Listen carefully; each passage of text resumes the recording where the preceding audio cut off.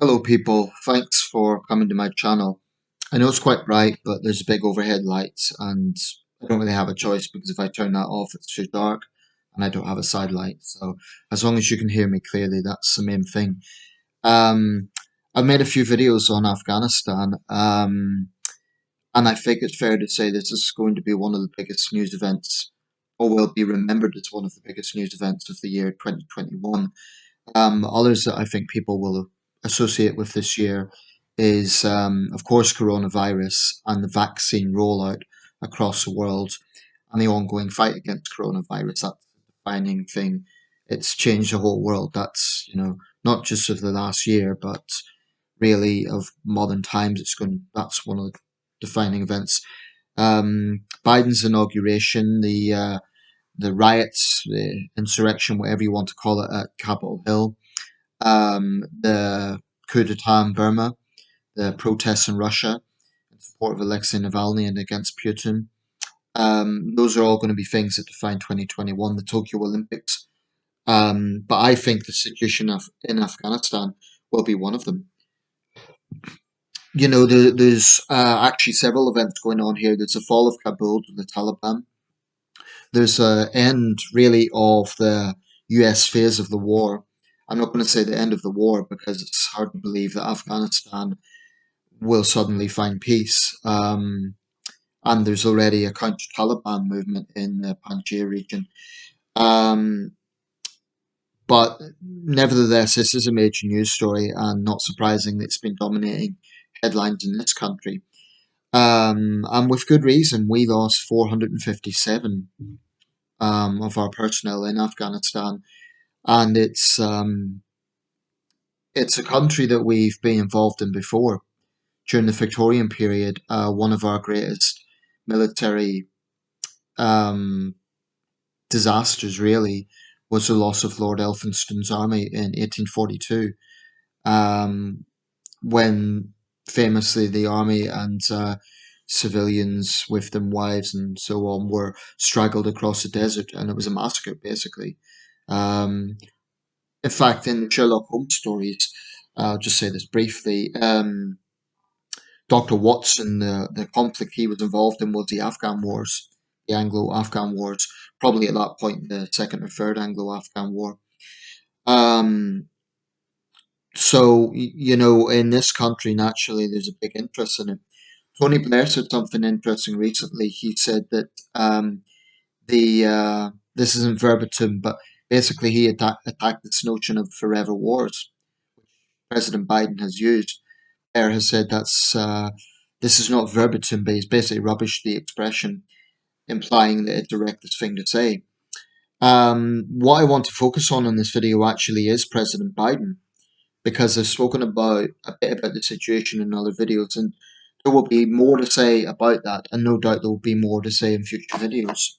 But for now, I want to focus a little bit on President Biden because this is an example of an event in a presidency that gets so dominant that all other stories go out the window, and there's just a big focus on this one thing. I mean, the United States is still battling coronavirus. There's Hurricane Ida on its way. My brother's in Georgia, but I believe he's safe. It's more going towards the Gulf Coast and the East Coast rather than those states. But our president has any number of issues to deal with. But right now, Joe Biden it's like his whole presidency is being weighed up on this issue. And he's been attacked by both left and right for different reasons. Um, there's a lot to say, but there's other figures involved as well I want to talk about. The Daily Mail has been giving in its coverage. If you're not British, the Daily Mail, basically, it's right-wing paper. It's a tabloid, but it sees itself as more than that. This is their headline from about 10 days ago.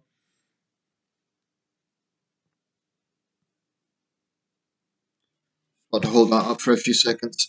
Among numerous politicians facing heat at the moment is Dominic Raab, our Foreign Secretary.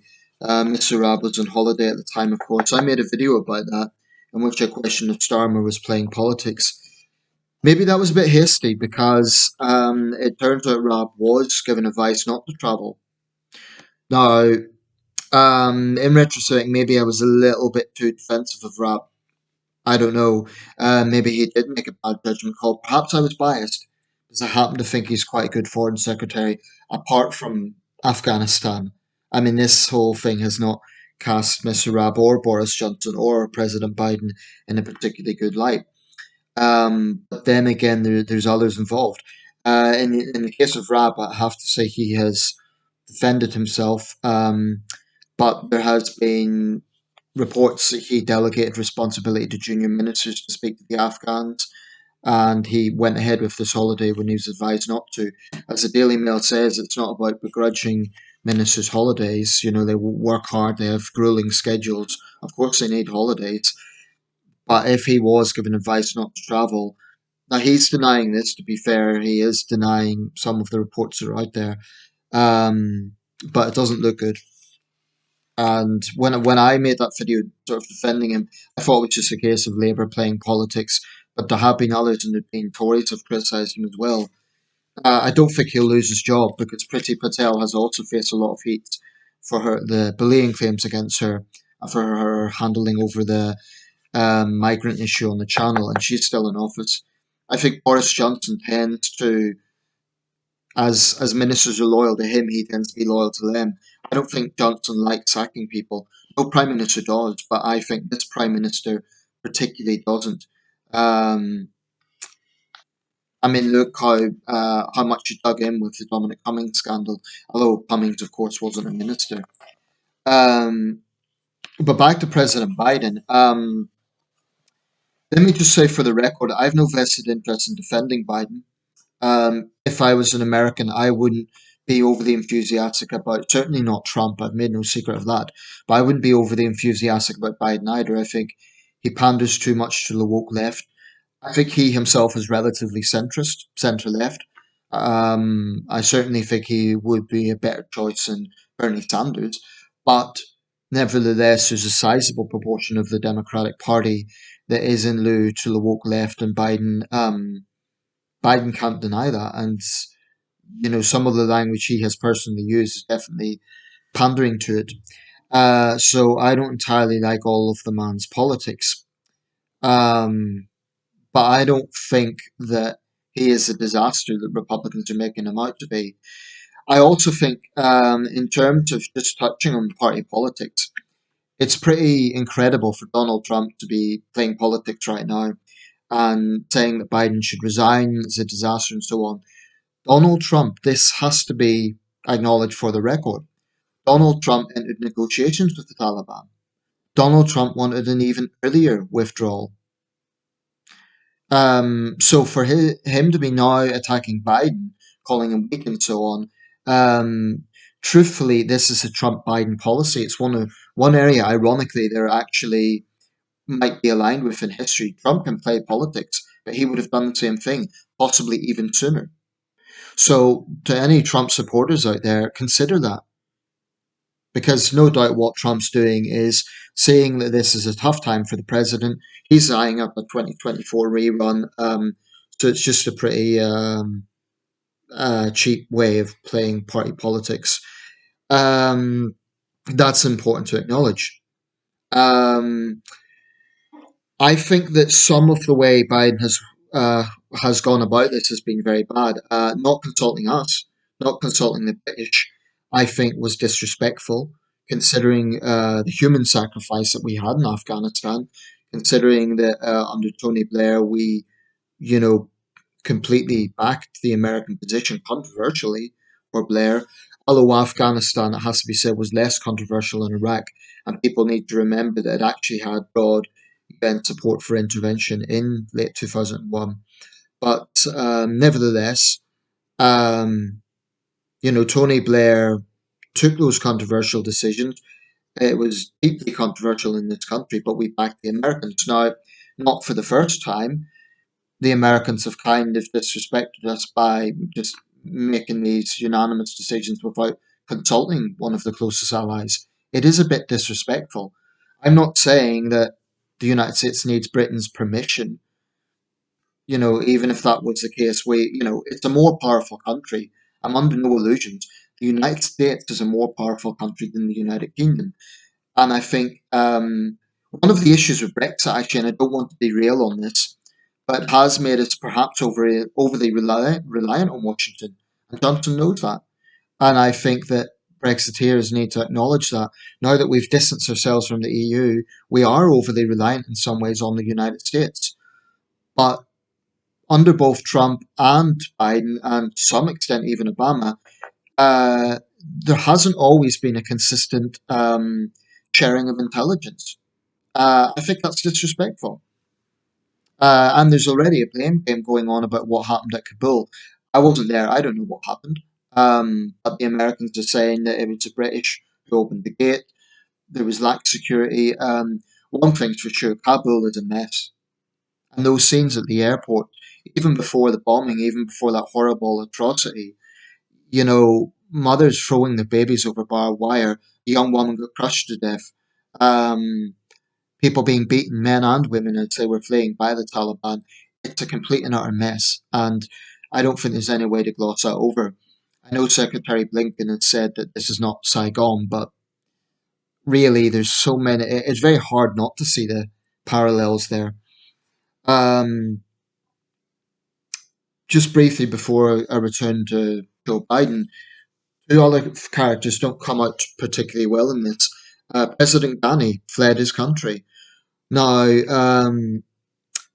apparently, he fled the country for 123 million. He's denying it. This is the Daily Mail report.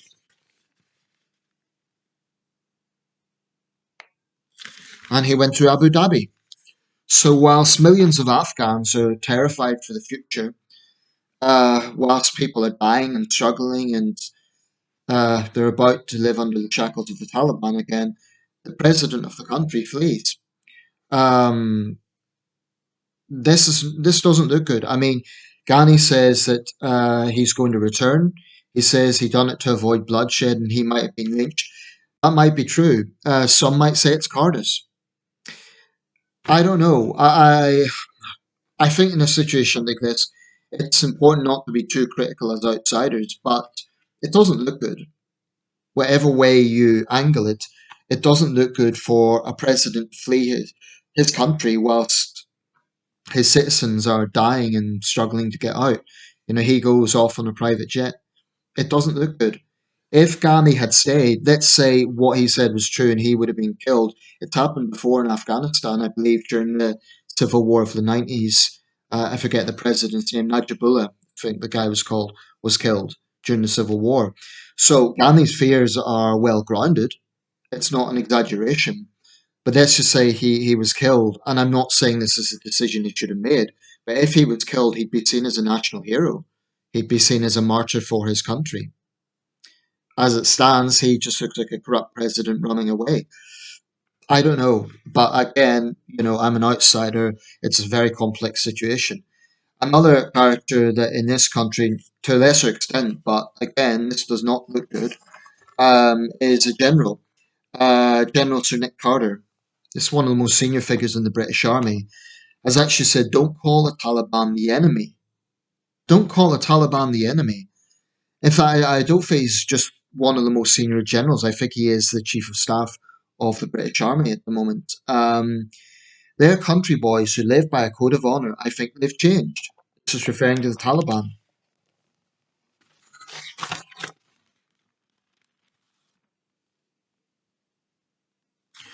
Now, of course, I can't put words in other people's mouths, but if I was a soldier who'd served out there and I was wounded or I'd lost friends, comrades, I would be fuming about that. For my commander in chief to be praising the enemy, essentially. Um, some other top brass have questioned him, some have defended him, they've said he was just being diplomatic. Well, I think there's ways to be diplomatic without praising the likes of the Taliban. I mean, he could have said, we have to be realistic there and control now, we'll have to work with them, something along those lines. But to actually praise them, I think is quite galling. It's an insult to the soldiers who served out there. It's also an insult to Afghan civilians who know what the Taliban are all about. Um, So, there's a lot of figures that are not coming out very well in all of this. Um, that brings me to President Biden, because no figure is getting as much heat as President Biden is. He's defending his decision. He's talking about the airlift. He's talking about how thousands have actually escaped the country. Actually, apparently, in the Gulf War, the first Gulf War, the Indian government carried out the largest evacuation ever from a war zone. 170,000 Indians apparently left the Gulf states in that operation.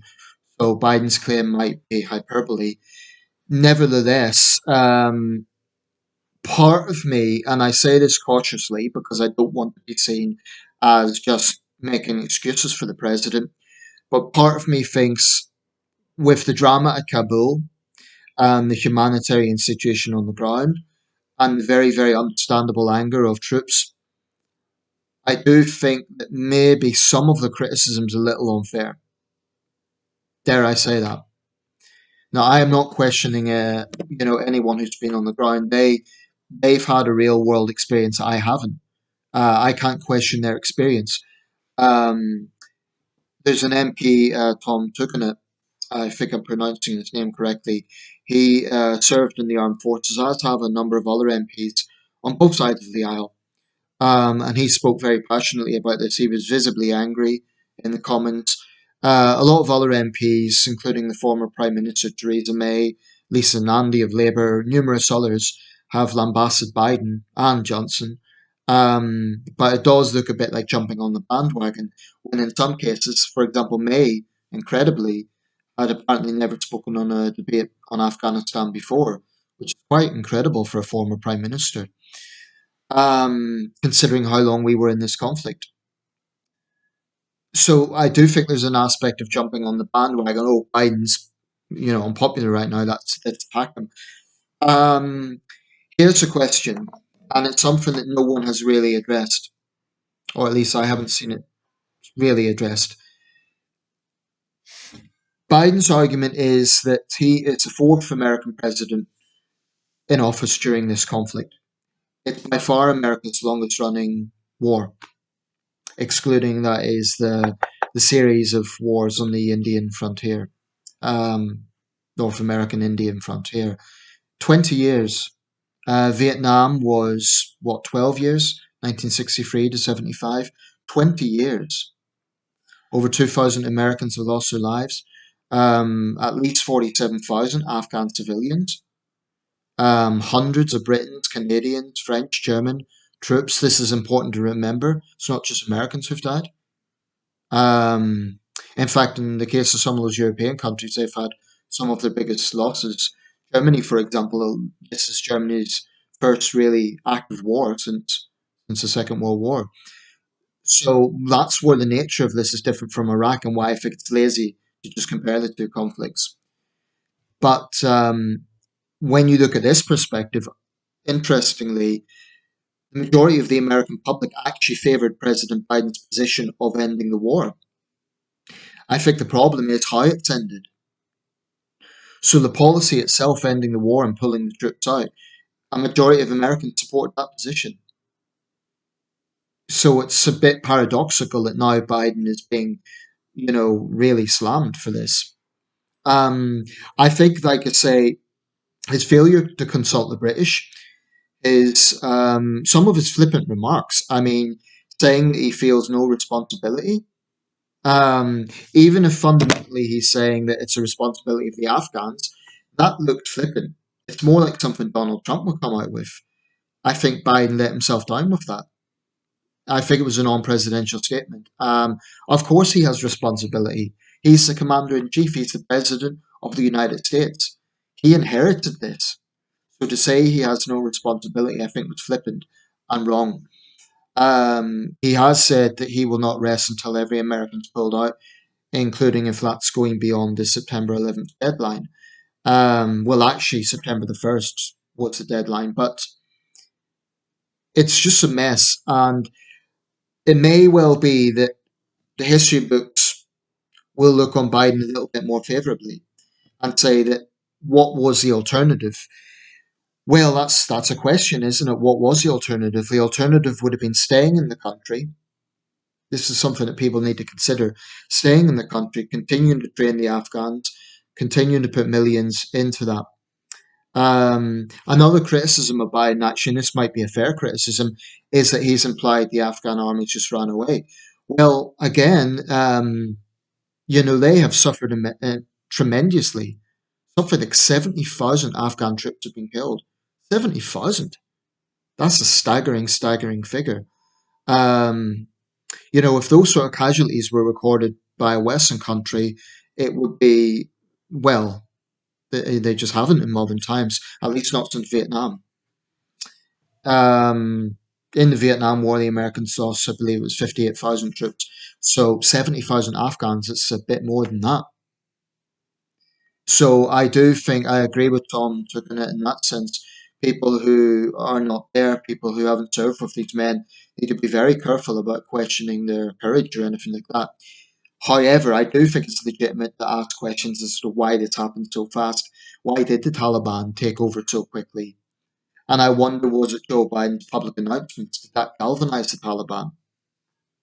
I mean, the Afghan army is a lot bigger. They estimate it's 50,000 Taliban to 300,000 in the Afghan army. Well, it might be low morale. It might be that the Taliban fighters are paid more.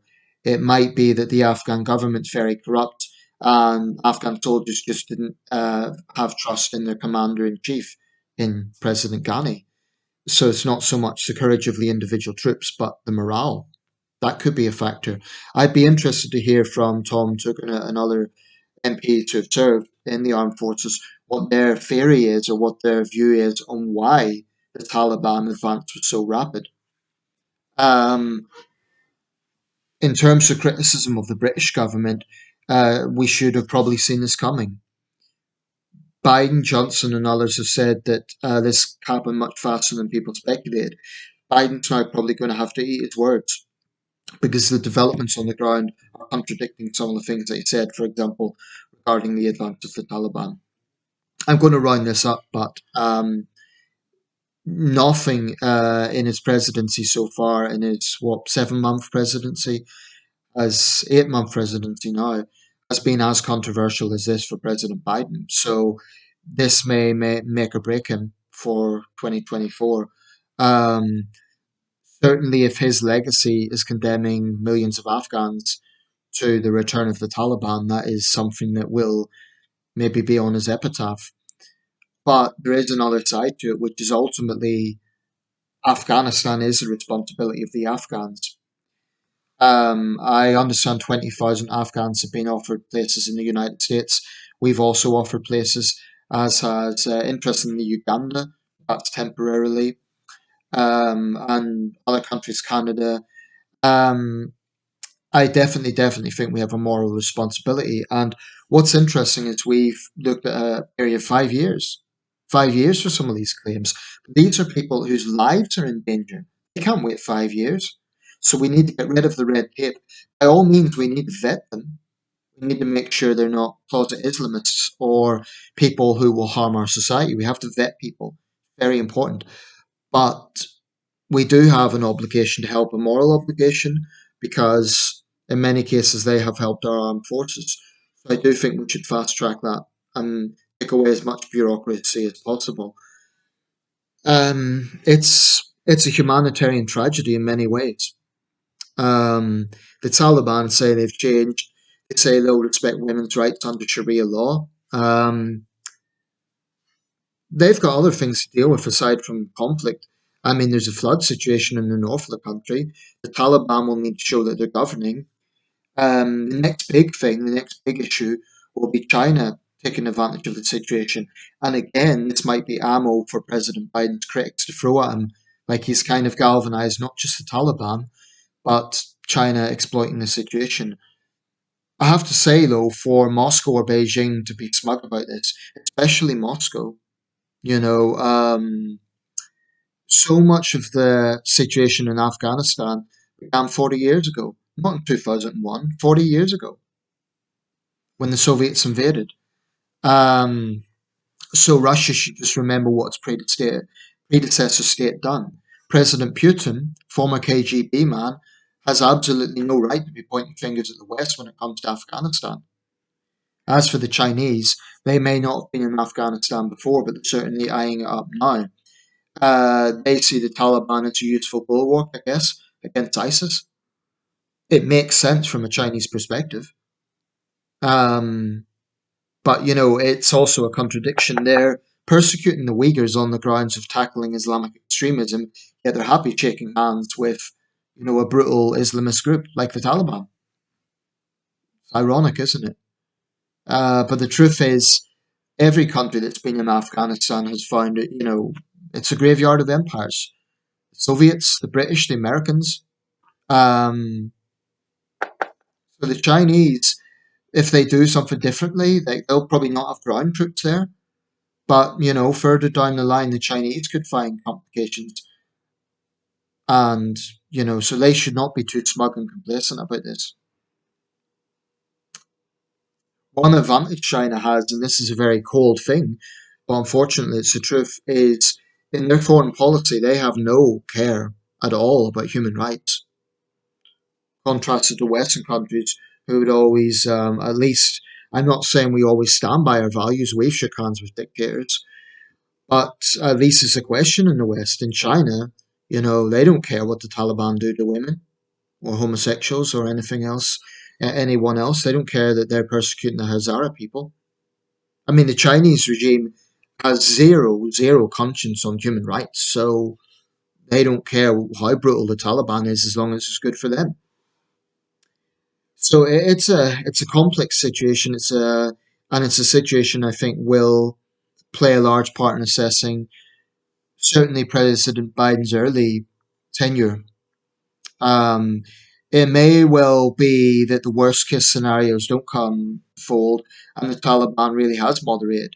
The only hope there is some of them are very young, but they're the government. I was going to say some of them are very young. They might not be as radical as before, but to be honest, it's probably wishful thinking given some of the reports that are coming through. Horrendous reports. It sounds like they're just as brutal as ever. But I would just say this, I'll close with this point. People who are lambasting Joe Biden, whether it be the American right, the American left, the Daily Mail, British MPs, anyone, they need to ask what was the alternative? And if the answer is the alternative was staying in the country, the obvious follow up is, well, okay, for how long? It's already been 20 years and trillions of dollars.